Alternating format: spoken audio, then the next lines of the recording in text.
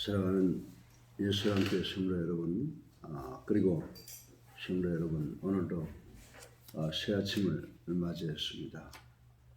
그러나 아직도 저희들의 뇌리에는 두려움과 공포가 있는 줄로 압니다. 그것은 코로나 때문이죠. 코로나 4월 9일 5시 오전 5시를 기해서 코로나 통계 현황을 보게 되면 확진이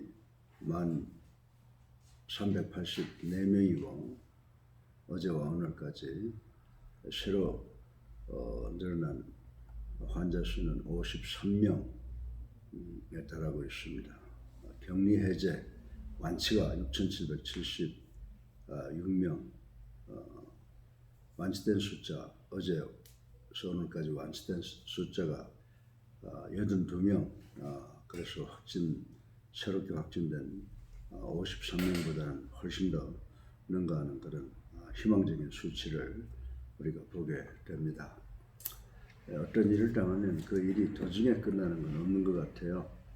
하나님의 섭리 가운데서 끝까지 갔다가 이제 해결이 되는데, 우리 모두는 이 문제를 그저 세상적인 일로만 보지 마시고 영적으로도 보시고 이런 것을 연단으로 생각해서 하나님께 간절히 기도하는 계기로 삼으시고, 또 그리고 우리가 횡적으로 이 땅에 함께 사는 모든 사람들과 하나가 되는 그런 계기도 되게 하여 주셔서 우리 모두가 다 복된 삶을, 더 나은 삶을 추구할 수 있는 계기로 만들어가는 우리가 되기를 간절히 바랍니다. 오늘은 고난주간의 목요일이죠. 목요일입니다. 그런데 이날 우리 주님께서 하신 특별한 일을 찾아보게 되면 우리 그리스도의 교회가 매주 하는 이 성만찬을 우리 주님께서 제자들과 함께 마가의 다락방에서 드셨던 최후의 만찬을 하신 날로 생각해 볼 수가 있습니다. 우리가 고린도전서 11장 24절로 25절까지의 말씀을 보면 이것으로 나를 기념하라는 그 말씀에 따라 그부터 우리 그리스도의 교회 안에서 가장 중요한 그 예식인, 의식인 그 성찬식의 원형이 되었다라고 하는 것을 우리는 알 수가 있습니다. 그래서 이제 이 땅에 많은 교파가 있지 않습니까? 그리고 또 천주교도 있고, 그런데 이 성찬의 그 형태를 보면, 또 그 의미를 보면 세 가지 의미로 나누어집니다. 화채설과 공제설, 그리고 기념설. 화채설, 천주교에서 생각하고 있는 거죠. 사제가 손을 얹고 떡과 잔을 위해서 기도하면 그것이 주님의 몸과 피로 변한다라고 하는 그런 화채설. 그리고 또 목사들이, 하나님의 종들이 손을 얹고 떡과 잔에 기도하면 하나님의 그 영광, 하나님의 권위가 나타난다. 그래서 이걸 공제설이라고 그러죠. 그리고 이제 또 하나는 지금 말씀대로, 우리 주님께서 말씀하신 대로 나를 기념하라 라고 하는 이 기념설을 믿고 있는 또 그런 교회들이 많이 있습니다. 그러나 우리 그리스도의 교회는 이 성찬 예식을 할 때마다 우리 주님을 기념하는 그런 시간을 갖고 있습니다. 그리고 이 최후의 만찬은 그저 즉흥적으로 만들어진 것이 아니라 당시 그 예수님 당시에 유대인들에게 있어서는 가장 중요한 절기가 있습니다. 그것은 우리가 잘 아는 유월절이라고 하는 절기죠. 유월절을 영어로 Passover라고 그래요. 뛰어넘는다라고 하는 예식인데, 그걸 그대로 재현시키셨으며, 또 그것은 멀리 이스라엘 백성의 감격적인 출애굽 사건을 깊이 의미하는 그런 기념적 행사이기도 했다라고 하는 것입니다. 이 유월절이라고 하는 것은 여러분이 잘 아시지만 430년 동안 이스라엘 백성들이 애굽에서 종노릇하다가 마지막 하나님께서 모세를 시켜서 이스라엘 백성을 출애굽시킬 때 바로가 마음이 강팍해져서 허락하지 않자 우리 하나님께서 그 땅에 애굽 땅에 초태생은 다 죽이는 애굽 사람의 장자를 죽이는 그런 일을 사역을 하신 것을 우린 잘 알고 있습니다. 그래서 이 죽음의 천사가 그 애굽인들의 집에 가서 장자를 죽이고 또 양의 피를 바른 이스라엘 백성들의 집을 뛰어넘었다. 그래서 그것을 6월절 패스오버라고 하는데 이스라엘 백성들은 이것을 절기로 삼아서 지금까지도 지켜오고 있다고 하는 것을 우리는 알고 있습니다. 그러니까 이 출애굽 사건에서 기원한 이 6월절과 이 절기를 재현한 이 최후의 만찬과 이 만찬의 기념 행사인 우리의 성찬 예식은 그대로 일관적인 그 연계적인 의미를 가지고 있다고 생각하면 더 깊은 의미를 느낄 수가 있습니다. 그러면 이 성만찬의 의미는 무엇들이었는지 그리고 이것은 오늘 21세기를 살아가고 있는 우리들에게 이 성찬 예식이 과연 어떻게 연결되어 있고 어떤 의미를 주고 있는지 이 시간 생각해 보는 것은 대단히 의미 있는 일이라고 생각을 합니다. 이 성만찬에 대해서 이제 세 가지로 나누어서 생각해 볼 수가 있는데 이 성만찬이라고 하는 것은 예수님과 그 당시 제자들 사이에 그 결속을 의미하는 거다라고 하는 것으로 생각해 볼 수가 있는데 그저 결속하면 뭐 물리적인 이런 결속인 것보다는 영적으로 생명적 결속을 의미하는 것이다 이렇게 생각을 해 볼 수가 있다고 저는 믿습니다. 원래 6월절 음식은 제가 서론에서 말씀드렸듯이 이스라엘 백성들이 출애굽할 때 있었던 일이기 때문에 급히 떠날 준비를 하면서 먹었던 것이라고 하는 것을 출애굽기 12장에서 찾아볼 수가 있습니다. 그리고 하나님께서는 이런 감격적인 역사적 사건을 길이 기념하도록 하기 위해서 해마다 6월절 절기를 지키도록 명령하셔서 이스라엘 백성들에게서는 지금까지도 지켜지는 중요한 절기 중에 하나라고 하는 것을 우린 잘 알고 있습니다. 어쨌든 유대인들에게 있어서 이런 6월절 절기는 하나님의 사랑과 은혜로 고통스러운 노예 상태에서 구출받고 자유를 얻게 된 것과 또 약속의 땅 가나안에 들어가서 안전하게 살게 된 기쁨을 해마다 되새겨보는 절기로서 깊이 정착이 되어 왔다라고 말씀을 드릴 수가 있습니다.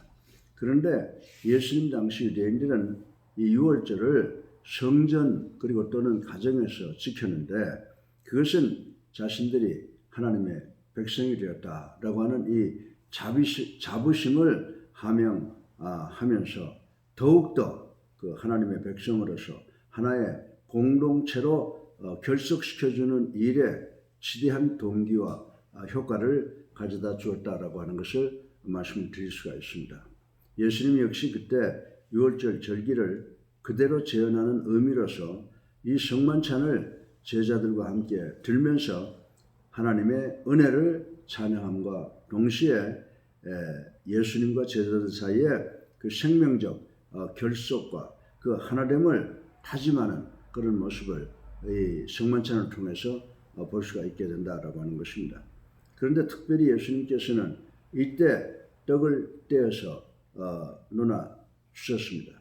떡을 떼어서 놓아 주시면서 뭐라고 말씀하셨습니까? This is my body. 이것은 내 몸이라고 하셨고 그 다음에는 잔을 나눠주면서 This is my blood. 이것은 나의 피라고 하셨습니다.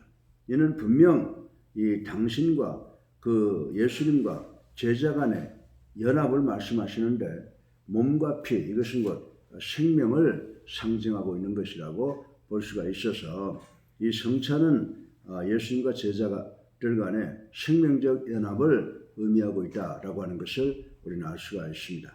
그렇습니다.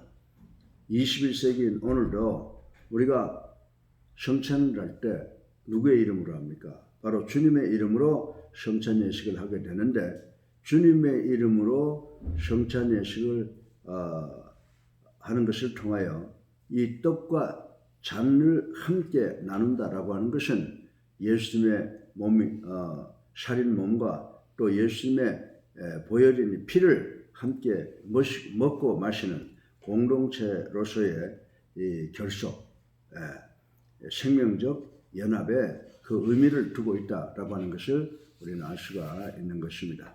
그래서 우리가 성찬 예식을 할 때마다 하나님과 예수님과 나는 하나다라고 하는 것을 늘 기억하면서 예수님이 나를 위하여 십자가에 달려 돌아가셨다라고 하는 것에 대하여 깊이 감사하는 마음으로 이 떡과 잔을 먹고 마시는 태도를 가져야 된다라고 말씀을 드릴 수가 있습니다. 우리가 예수님의 살과 예수님의 피를 먹고 사는 예수님과 연합된 생명체이기 때문에 이 세상에 어떤 어려움이라도 우리 하나님께 기도하고 하나님의 사랑으로 해결되고 복되게 살아갈 수 있을 줄로 저는 믿습니다. 특별히 이 코로나19로 인해서 공포, 두려움이 저희들을 엄습해 오지만 십자가에서 부활하신 우리 주님을 바라보면서 이것을 잘 극복해 나가고 우리에게 연단의 계기가 되도록 활용하시는 우리 모두가 되시기를 주님의 이름으로 축원합니다. 두 번째로 이 성만찬은 옛 언약을 새 언약으로 재다짐, 다시 말해서 바뀐다라고 하는 것을 의미하고 있다고 말씀을 드릴 수가 있습니다. 예수님께서는 이 짐승의 피로 세운 옛 언약, 곧 유월절 예식을 이 성만찬에서 말씀하신 바 당신의 십자가형을 통해서 당신의 새로운 피로 세운 새 언약으로 이 바꾸신다, 바꿔놓는다, 이 대체한다 이렇게 말씀을 하신 것이라고 생각을 해볼 수가 있습니다. 실로 우리가 신구약 성경을 보게 되면 피는 뭘 상징합니까? 피는 곧 생명을 의미합니다. 여러분들 창세기 9장 4절에 보게 되면 피는 곧 생명을 의미한다라고 했고요. 그리고 출애굽기 12장에 보면 피 흘림이 없이는 생명의 보존도, 그리고 또 히브리서 9장 22절에 보면 그 생명의 영원성을 가능케 하는 죄 사함도 있을 수 없다라고 기록해 놓은 것을 우리는 읽어볼 수가 있는 것입니다. 바로 그런 이유 때문에 하나님께서 모세와 더불어 옛 언약을 세우실 때 짐승의 피로 세웠듯이 죄로 인해 죽을 인생들을 구원하실 이 대속의 새 언약을 세우시는 현 시점에서도 예수 그리스도는 당신의 피로서 세우실 것을 계시하신 것을 우리는 볼 수가 있다라고 하는 것입니다. 예수님께서는 성만찬 자리에서 제자들에게 잔을 일일이 나누어 주시면서 바로 이 새 언약을 상기시켜 주셨다라고 하는 것입니다. 이것은 많은 사람을 위하여 흘리는 바 나의 피 곧 언약의 피니라 라고 하신 말씀이 바로 그 말씀이라고 말씀을 드릴 수가 있습니다. 여러분들 출애굽기 24장에 보면 피는 언약의 증표였기 때문에 예수님께서는 당신의 흘리실 그 십자가 위에 보혈을 가리켜서 새 언약의 피가 된다라고 정의하셨고, 성만찬의 잔은 그것의 심발릭한 그런 상징이 된다고 하셨던 것을 우리는 알아야 됩니다. 그래서 예수 그리스도의 피를 먹고 마시는 것을 통하여 우리는 예수 그리스도를 기념해야 된다라고 하는 그런 의미를 깊이 깨달아야 되는 줄로 믿으시기 바랍니다. 그렇습니다. 성만찬의 잔은 새 언약의 증표였고 그것은 우리를 구원의 분명한, 우리들을 구원할 구원의 분명한 약속이었다라고 하는 것입니다. 그러기에 우리의 성찬 예식에서도 이 언약의 의미가 실려져 있다라고 하는 것을 알고 이 언약의 의미를 우리가 살려야 된다라고 하는 것입니다. 그래서 우리가 떡과 잔을 앞에 놓고 그것을 먹고 마실 때 지금부터 2000년 전에 주님께서 갈보리 언덕 십자가에서 나의 죄를 위하여 달려 돌아가 주신 대속의 은총을 완성시키기 위해서 당한 그 고통을 우리들 마음속에 깊이 새기고 감사하는 마음으로, 감격적인 마음으로 먹고 마셔야 된다라고 하는 것입니다. 우리 이 떡과 잔을 통해서 우리 인생의 모든 어려움, 주님이 나와 함께 계시는 그 주님의 은혜로 사랑으로 우리가 해결할 수 있다라고 하는 그런 마음을 가지시면 오늘 우리가 당면한 이 코로나19의 문제도 간단하게 신앙으로 해결할 수 있을 줄 믿습니다. 주님 나 위에 돌아가셨습니다. 주님의 능력이 나와 함께 하십니다. 반드시 우리가 이 코로나19를 해결할 수 있게 될 줄로 믿으시고 기도하고 그리고 우리가 해야 될 일을 철두철미하게 하시는 우리 모두가 되기를 주님의 이름으로 축원합니다. 세 번째로 이 마지막으로 성만찬은요, 예수 그리스도의 십자가의 죽음 직전에 금요일날 십자가에 달리시고 목요일날 제정하셨다고 하지만은 그것이 우리에게 주는 궁극적인 의미는 뭐냐? 그것은 뭐냐 하면 예수 그리스도 구세주이신 메시아이신 예수 그리스도의 십자가에서 고통당하시고 무덤의 그 죽음의 권세를 물리치고 승리할 그 마지막 궁극적 승리를 나타내 주고 있다는 것을 우리는 알아야 되는 줄로 믿으시기 바랍니다. 예수님께서 성만찬의 자리에서 떡과 잔을 떼어 제자들에게 다 나누어 주시고 이런 선언하신 것 우리 잘 알고 있습니다. 진실로 너희에게 이르노니 내가 포도의 나무에서 난 것을 하나님 나라에서 새 것으로 마시는 날까지 다시 마시지 아니하리라 라고 선포하셨습니다. 그리고 예수님께서 떡과 잔을 나눠 주시면서 This is my body and this is my blood. 이것은 내 몸이라 이것은 내 피라 하셨던 것은 참으로 엄숙하게 짝이 없는 그런 말씀이었다라고 하는 것을 우리는 깊이 마음속에 새겨야 될 줄로 압니다. 왜 그렇습니까? 왜냐하면 그것은 액면대로 당신의 죽음에 대한 선언이기 때문이라고 말씀을 드릴 수가 있습니다. 그러나 나중에 말씀은 위대한 승리의 선언이 아닐 수가 없는 것입니다. 하늘에서 새 것으로 마시는 일이야말로 그것이 바로 승리의 축제를 의미한 것이라고 우리 모두는 확실하게 믿어야 된다라고 하는 것입니다. 누구나 최후의 만찬 이야기를 듣거나 상기하면 먼저 우리로 하여금 엄숙함을 느끼도록 만들어줍니다.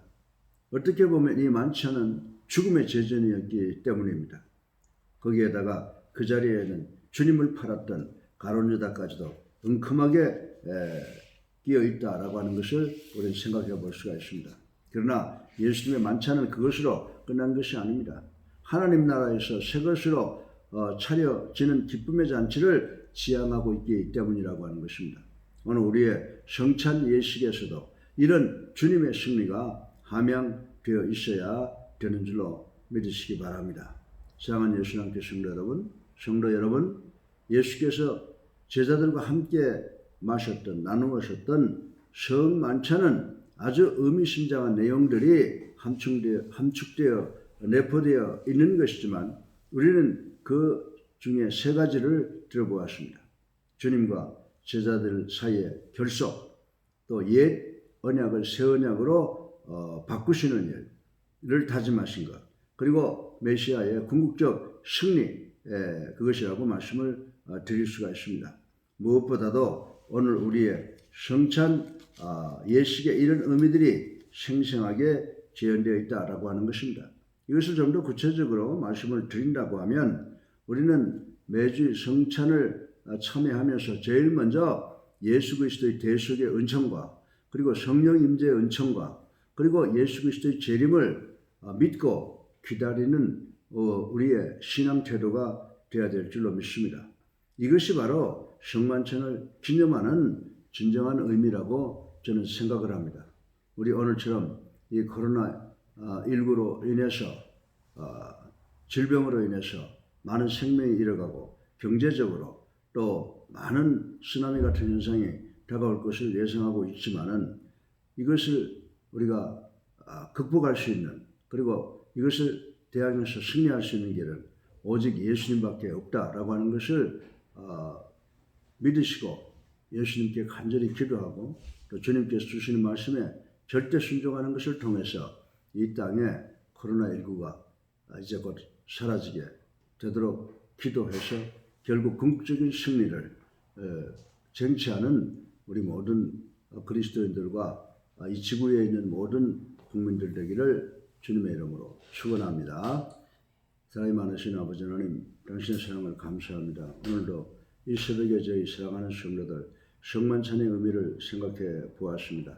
아버지 하나님, 우리가 이 성만찬을 통해서 우리는 주님과 생명적인 결합을 가지고 있고 또 구약에 있는 그 언약을 새 것으로 바꾸고 메시아의 승리를 생각해 보았습니다. 아버지 하나님, 오늘 우리들 모두가 다 예수 그리스도의 대속의 은총과 성령 임재의 은총과 그리고 재림을 생각하면서 이 어려운 난관을 잘 극복해 나갈 수 있도록 말씀을 순종하고 기도하는 우리 모두가 될 수 있도록 축복하여 주셔서 오늘 하루도 승리하는 우리 모두가 될 수 있도록 축복하여 주시옵소서. 예수 그리스도 이름으로 감사하며 기도드렸사옵나이다. 아멘.